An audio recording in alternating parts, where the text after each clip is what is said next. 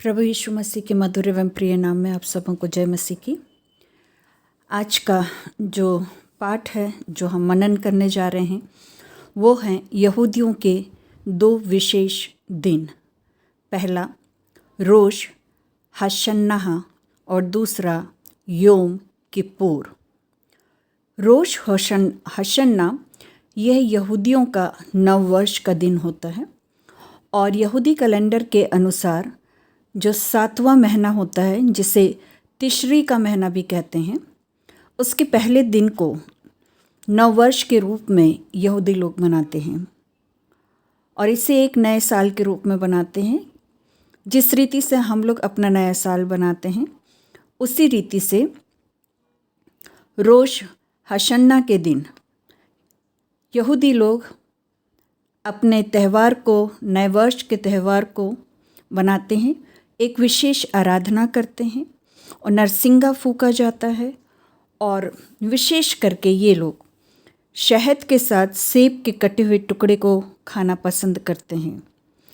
उनका कहना होता है कि जो सेब का फल है ये एक आशा का प्रतीक है और जो शहद है वो मधुर और मीठा होता है। अर्थात हमारी आशा है कि आने वाला नया वर्ष बहुत अच्छा होगा और परमेश्वर की ओर से आशीषों से भरा हुआ होगा। इस साल रोश हशन्नाह शुक्रवार 15 सितंबर से के सूर्य अस्त के समय से शुरू होगा और 17 सितंबर रविवार को सूर्य अस्त के समय समाप्त होगा। परमेश्वर का वचन हमें लैव व्यवस्था 23 और 23 से 25 में बताता है कि परमेश्वर यहोवा ने मूसा को इस पर्व को बनाने की आज्ञा दी थी। वहाँ इस प्रकार से लिखा हुआ है, फिर यहोवा ने मूसा से कहा, इज़राइलियों से कह कि 7वें महीने के पहले दिन को तुम्हारे लिए परम विश्राम हो। इसमें स्मरण दिलाने के लिए नरसिंगे फूके जाएं और एक पवित्र सभा इकट्ठी हो। उस दिन तुम परिश्रम का कोई काम ना करना और यहोवा के लिए एक हव्वे चढ़ाना। गिनती 29 1 से 6 में भी हम इस नव वर्ष के पर्व के विषय में पढ़ते हैं और वहाँ पे ये लिखा हुआ है कि यह दिन तुम्हारे लिए जय जयकार का नरसिंगा फूकने का दिन ठहरे। प्रियो, ये परमेश्वर की ओर से मूसा को आज्ञा दी गई थी कि इस विशेष दिन को, जो कि तीसरी महीने का अर्थात यहूदियों के कैलेंडर के 7वें महीने का जो तीसरी महीना होता है उसका जो पहला दिन है वो परम पवित्र विश्राम का दिन ठहरे और उस दिन नरसिंगा फूका जाए और उस दिन एक सभा बुलाई जाए, पवित्र सभा उस दिन बुलाई जाए और परमेश्वर यहोवा के नाम से वहाँ पे जय जयकार का नरसिंगा फूका जाए। और इसीलिए आज भी यहूदी लोग इस पर्व को बनाते हैं, जो कि इस साल 2023 में 15 सितंबर के सूर्यास्त के समय से शुरू होकर 17 सितंबर की शाम को अर्थात सूर्यास्त को ये समाप्त होगा। और इस दिन ये लोग अन्य अन्य प्रकार के व्यंजनों को बनाते हैं, भेंट आपस में एक दूसरे को भेंटें देते हैं और नए वस्त्र को पहनते हैं और सब प्रकार से आनंदित और मग्न होते हैं और परमेश्वर की उपस्थिति में बड़ी सभा करते हैं और उसमें वे लोग नरसिंगा को फूकते हैं। ये इनका एक नए वर्ष बनाने का तरीका होता है। इसके बाद हम देखते हैं कि योम किप्पूर जो होता है, योम किप्पूर का मतलब होता है कि प्रायश्चित का दिन।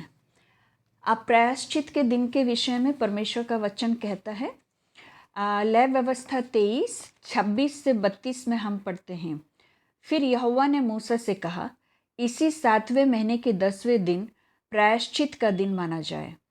वह तुम्हारी पवित्र सभा का दिन होगा और उसमें तुम अपने अपने जीव को दुख देना और यहोवा के लिए हव्वे चढ़ाना। उस दिन तुम किसी प्रकार का कामकाज ना करना, क्योंकि यह प्रायश्चित का दिन नियुक्त किया गया है। जिसमें तुम्हारे परमेश्वर के सामने प्रायश्चित किया जाएगा। इसलिए जो प्राणी उस दिन दुख ना सहे वह अपने लोगों से नष्ट किया जाएगा, और जो प्राणी उस दिन किसी प्रकार का कामकाज करे उस प्राणी को मैं उसके लोगों के बीच में से नष्ट कर डालूंगा। तुम किसी प्रकार का कामकाज ना करना, यह तुम्हारी पीढ़ी पीढ़ी में तुम्हारे घराने के में सदा की वाचा ठहरे। वह दिन तुम्हारे परम विश्राम का हो, उसमें तुम अपने अपने जीव को दुख देना, और उस महीने के 9वें वर्ष की सांझ से लेकर दूसरे दिन तक अपना विश्राम दिन माना करना। प्रियो, ये परमेश्वर पिता ने इन्हें आज्ञा दी थी कि ये इस प्रकार के कामों को करें और प्रायश्चित का दिन को ये माना करें। और उस दिन ये उपवास के साथ विनती और प्रार्थना करते हैं और उपवास में ही रहते हैं और अपने अपने पापों को मानते हैं और स्वीकारते हैं और अपना मन परमेश्वर की ओर फिराते हैं।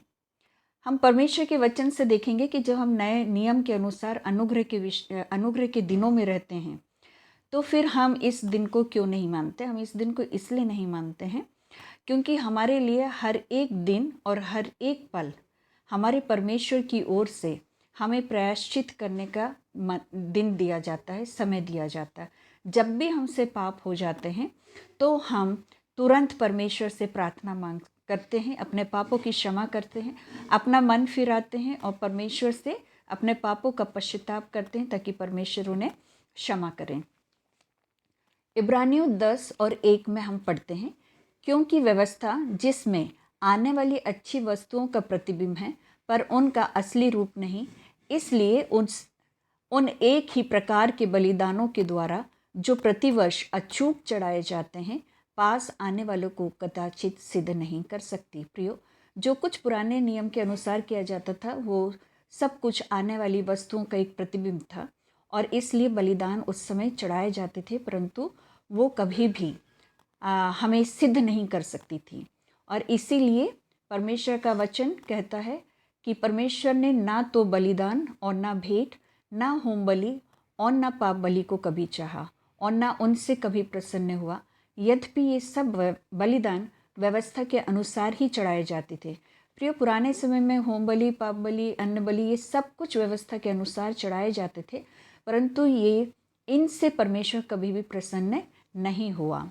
जो याजक हुआ करते थे वो प्रतिदिन मंदिर की सेवा किया करते थे, प्रतिदिन एक ही प्रकार के बलिदानों को चढ़ाया करते थे, परंतु उनसे पाप कभी भी पूरी रीति से दूर नहीं होता था और इसलिए उन्हें बार बार क्या करना पड़ता था, पापों के लिए बलिदान चढ़ाना पड़ता था।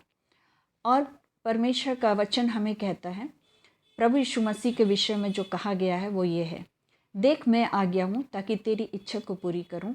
अतः वो पहले को उठा देता है और दूसरे को नियुक्त करता है। अर्थात पहली जो वाचा थी, पुरानी जो व्यवस्था थी, उसे उठा दिया गया और प्रभु यीशु मसीह के द्वारा अब एक नई वाचा और नया नियम हमें दिया गया है, जिसको कि हम पढ़ते हैं, सीखते हैं और उसके अनुसार हम अपने पापों का पश्चाताप जब हमारी मन हो तब हम कर सकते हैं। जब मन फिराने का हमारा मन हो तब हम अपने पापों का पश्चाताप कर परमेश्वर के नज़दीक में आ सकते हैं। क्योंकि प्रभु यीशु मसीह के विषय में लिखा गया है वचन में कि युग के अंत में प्रभु यीशु मसीह एक ही बार प्रकट हुआ और अपने आप का बलिदान के द्वारा पापों को दूर करा। प्रभु यीशु मसीह ने हमारे सारे पापों को अपने ऊपर ले लिया और अपने आप को क्रूस पर बलिदान कर दिया, ताकि अब हमें पापों के पश्चाताप करने के लिए पाप बलि चढ़ाने की आवश्यकता नहीं, क्योंकि हमारा प्रभु यीशु मसीह स्वयं हमारे बदले, उन पाप बलि के बदले वो स्वयं वहाँ पे बलिदान हो गया। प्रभु यीशु मसीह ने हम सबों के पापों को उठा लिया है और एक ही बार उसका जो बलिदान था वो बलिदान से हमारे पापों की क्षमा होती है। और प्रभु यीशु मसीह जब दूसरी बार आएंगे तो वो पाप के बिना आने वाले हैं। वो एक राजकुमार के समान, एक उद्धारक के समान हमें दिखाई देने वाले हैं बादलों पर, और हम जो मन फिरा लेते हैं परमेश्वर की नज़दीकी में आ जाएंगे तो परमेश्वर के साथ भी हम बादलों में उठा लिए जाएंगे। परमेश्वर का वचन कहता है कि महायाजक लोग जो बार बार बलिदान, प्रतिदिन जो बलिदान चढ़ाया करते थे, वैसे अब क्योंकि प्रभु यीशु मसीह अपने आप को बलिदान कर चुके हैं, इसलिए अब हम प्रभु यीशु मसीह को बार बार बलिदान होने की ज़रूरत नहीं है और हमें भी बार बार बलिदान चढ़ाने की ज़रूरत नहीं है। इब्रानियों 7 और 28 में लिखा है, क्योंकि व्यवस्था तो निर्बल मनुष्यों को महायाजक नियुक्त करती है, परंतु शपथ का वचन जो व्यवस्था के बाद खाई गई है ना, उस पुत्र को अर्थात यीशु मसीह को नियुक्त करता है, जो युगानुयुग के लिए सिद्ध किया गया। हमारा प्रभु यीशु मसीह युगानुयुग के लिए सिद्ध किया गया है और उसके बलिदान के द्वारा है, एक बार के ही बलिदान के द्वारा हमारे पाप क्षमा किए जाते हैं। जब हम प्रभु के पास आते हैं, वो मध्यस्थता का काम करता है, परमेश्वर पिता के पास हमारी प्रार्थना को पहुंचाता, हमारे पापों को क्षमा करता है। और प्रभु यीशु मसीह का वचन, प्रभु यीशु मसीह के लिए इसीलिए वचन में यह भी लिखा गया है कि तू मलिसिदिक की रीति पर युगानुयुग का याजक है। क्योंकि जो व्यवस्था थी वो निर्मल मनुष्यों को महायाजक नियुक्त करती थी, परंतु प्रभु यीशु मसीह एक ही बार अपने आप को बलिदान करके मलिसिदिक की रीति पर युगानुयुग का याजक ठहरा है। और इसीलिए अब वो हमारे पापों को क्षमा करता है, हमारे अधर्म को क्षमा करता है, और फिर वचन कहता है कि वो उसे कभी स्मरण नहीं करता। और जब हमें क्षमा मिल गई प्रभु यीशु मसीह के द्वारा, जब हम मन फिरा लेते हैं, हमें पापों की क्षमा मिल जाती है, तो फिर बलिदान ना रहा, है ना। इब्रानियों 10 और उसका 18वां में कहता है, जब उनकी क्षमा हो गई अर्थात पापों की क्षमा हो गई, तो फिर पाप का बलिदान नहीं रहा। प्रियो, इसीलिए हम इस प्रायश्चित के दिन को या पाप बलि को नहीं करते हैं, क्योंकि हमारा प्रभु स्वयं बलिदान हो गया। और जब हम प्रार्थना करते हैं तो हमारे पापों की क्षमा होती है और हम परमेश्वर से आशीषों को उसके बदले में प्राप्त करते हैं, वो हमारा उद्धार करता है। प्रभु यीशु मसीह एक ही बार अपने आप को बलिदान चढ़ा दिया और इसीलिए हम उसके कारण पवित्र किए जाते हैं। हम प्रभु यीशु मसीह के द्वारा पवित्र किए जाते हैं। वो हमारा परमेश्वर है, वो हमें पवित्र करता है, वो हमारी सहायता करता है। अब हम ये देखते हैं कि हमें मन क्यों फिराना चाहिए, या परमेश्वर का वचन मन फिराने के विषय में क्या कहता है। प्रभु यीशु मसीह ने मत्ती 4 और 17 के अनुसार हम देखते हैं तो वहाँ कहा है, जब प्रभु यीशु मसीह की परीक्षा हुई, उसके बाद प्रभु यीशु मसीह ने प्रचार करना आरंभ करा, तब कहा मन फिराओ क्योंकि स्वर्ग का राज्य निकट है। और यीशु मसीह ने यही बात को कहा कि मन फिराओ और परमेश्वर पे और सुसमाचार पर विश्वास करो। प्रिय, हमें सुसमाचार पर विश्वास करना अर्थात प्रभु यीशु मसीह पर विश्वास करना है। और परमेश्वर का वचन ये कहता है कि सब जातियों में मन फिराव का और पापों की क्षमा का प्रचार करना है, और वो प्रचार हमें यीशु मसीह के नाम से करना है, ताकि वे जो प्रभु की नज़दीकी में नहीं है वे प्रभु की नज़दीकी में आने पाएँ। और परमेश्वर के पास आने के लिए मन फिराना ज़रूरी है। हमारा प्रभु यीशु मसीह हमसे यही चाहता है कि हम मन फिराएं और प्रभु के नज़दीकी में आएँ। लूका 5 और 32 कहता है, यीशु ने कहा, मैं धर्मियों को नहीं परंतु पापियों को मन फिराने के लिए बुलाने आया हूँ। हाँ, परमेश्वर का वचन ये भी कहता है कि जब एक पापी मन फिरा लेता है तो स्वर्ग में उसके लिए आनंद होता है, जितना कि उन धर्मियों के विषय में नहीं जिन्हें मन फिराने की आवश्यकता नहीं। इसलिए हमें मन फिराने की बहुत आवश्यकता है, ताकि स्वर्ग में भी हमारे कारण आनंद बनाया जा सके। परमेश्वर का वचन कहता है मत्ती 18 और 3 में, मैं तुमसे कहता हूँ यदि तुम मन ना फिराओ और बालकों के समान ना बनो तो स्वर्ग के राज्य में प्रवेश नहीं कर सकते। प्रियो, यदि हमें स्वर्ग के राज्य में प्रवेश करना है तो हमें बालकों का सा मन करना होगा, मन फिराना होगा और पश्चाताप करना होगा। क्योंकि यदि हम अपने पापों को नहीं मानते तो हम फिर पाप के दास हैं, और जो दास होता है वो परमेश्वर के साथ घर में नहीं रह सकता, स्वर्ग में नहीं रह सकता, परंतु जो पुत्र होता है वो घर में अर्थात स्वर्ग में परमेश्वर के साथ सदा रह सकता है। इसलिए हमें मन फिराना है ताकि हम परमेश्वर के साथ स्वर्ग में राज्य कर सकेंगे।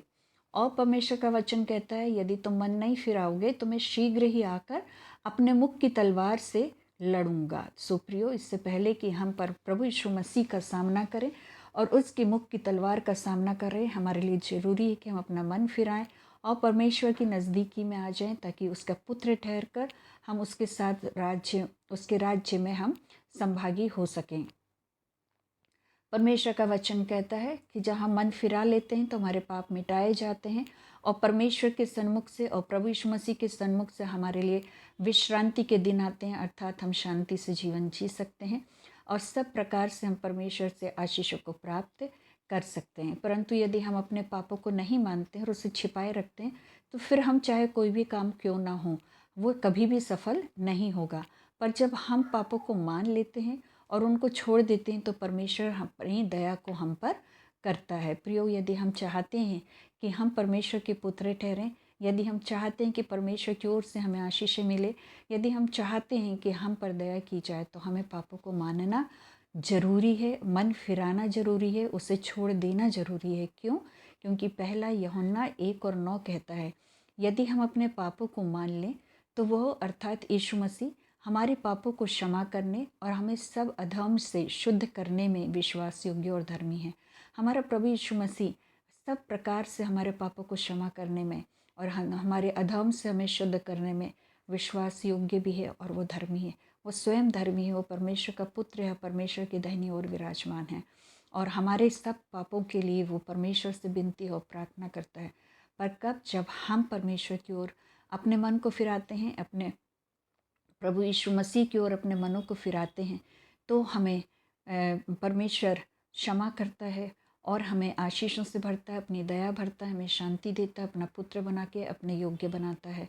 परमेश्वर का वचन कहता है प्रेरित 17:30 में कि परमेश्वर अब हर जगह सब मनुष्यों को मन फिराने की आज्ञा देता है। प्रियो, सब जगह, हर जगह, हर समय हम कभी भी मन फिरा सकते हैं। ये परमेश्वर ने हमें आज्ञा दी है और हमें फिराना भी चाहिए। जब भी हमसे पाप हो जाए तो हम ये ना सोचें कि अब हम आगे क्या करें, तुरंत परमेश्वर के सामने घुटना टेक लें, अपने पापों को मान लें, स्वीकार लें, क्योंकि हमारा परमेश्वर हमारे पापों को, हमारा प्रभु यीशु मसीह हमारे पापों को क्षमा करने और हमें सब अधर्म से शुद्ध करने में विश्वास योग्य और धर्मी है। प्रियो, इसीलिए हम आप पश्चाताप का एक पर्टिकुलर दिन योम किप्पुर नहीं बनाते, परंतु हमारे लिए प्रत्येक दिन, प्रत्येक क्षण जब भी हम पाप करते हैं वो प्रायश्चित का दिन होता है। वो हमारे लिए वो दिन होता है जब हम क्षमा प्राप्ति कर पुनः परमेश्वर से अपनी आशीषों को मांग सकते हैं। आइए हम प्रार्थना करें। पवित्र पवित्र पवित्र सेनाओं के परमेश्वर यहोवा, विनती प्रार्थना करते हैं सुंदर वचन के लिए, जबकि आपका वचन हमें सिखाता है कि आपने आज्ञा दी है कि हर जगह सब मनुष्य अपने मन को फिराएं। हाँ प्रभु जी, हमें इस योग्य बना कि हम मन फिराएं और तेरी नज़दीकी में आए। प्रभु यीशु मसीह पर हम पूरी रीति से हम विश्वास करें और अपने पापों की क्षमा मांगें और पिता परमेश्वर, क्योंकि हमारा प्रभु यीशु मसीह हमारे अधर्मों से हमें शुद्ध करने में विश्वास योग्य और धर्मी है। इसी वचन को हम क्लेम करते हुए अपने पापों की क्षमा मांगते हैं। हमें लीजिए, अपना पुत्र बनाइए, अपनी शांति दीजिए और हम पर दया करिए। प्रभु यीशु मसीह के पवित्र और मीठे नाम से हम मांगते हैं, सुनिए, ग्रहण करिए और आशीष दीजिएगा। आमीन, आमीन, आमीन। सबों को शालोम, शालोम, शालोम।